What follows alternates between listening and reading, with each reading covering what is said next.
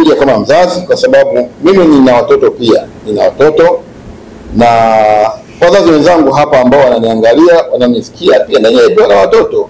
Na kuna wazazi wengine mpaka wana wajukuu. Kwa hiyo mimi nimekuja kama mzazi kuwaomba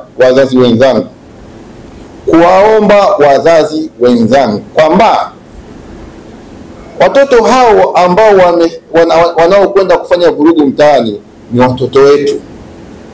Na sisi wazazi tunawajua ni watoto wetu.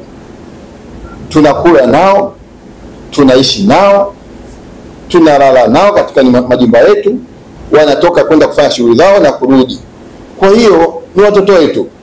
Tumewalea wenyewe, tumewazaa wenyewe, tabia zao tunazijua kwa sababu tumewazaa wakiwa kwa watoto wadogo, wananionyeshwa mpaka wamefika umri wa kwenda kuanza kufanya shughuli zao. Kwa ni watoto ambao tunawajua. Ombi langu kwa wazazi, ninawaomba kaeni na watoto wenu. Tukae na watoto wetu.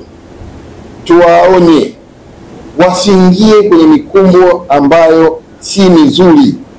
Wasiingie kwenye mikumbo ambayo sio mizuri, kuachana na hayo mambo yenye ushawishi. Hakuna mtu ambaye ana upendo wa dhati kwenye taifa lake zaidi ya Mtanzania halisi aliyezaliwa katika taifa la Tanzania. Huyo ndio ana upendo wa taifa lake, huyo ndio atalinda taifa lake, atalinda amani kwa nguvu zake zote. Tumeona kuna baadhi ya vijana wanashare kwenye mitandao kwa mataifa mengine, mababu zetu, wazee wetu. Ninawaomba jamani, wazazi wenzangu, waonyeni vijana wenu, waonyeni watoto wetu wasiingie kwenye mikumbo hii ya kwenda kuvuruga amani tuliyokuwa nayo.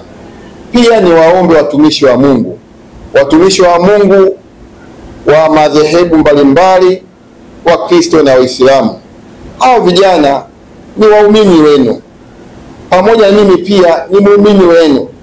Ninaabudu katika kanisa, wako wengine wanaabudu kwenye misikiti. Wachungaji, maaskofu, mashehe, maimamu, mnawajua vijana hao. Ninawaomba mhubiri amani, muwaonye wasiingie kwenye mikumbo ya kuvuruga amani tuliyokuwa nayo hii.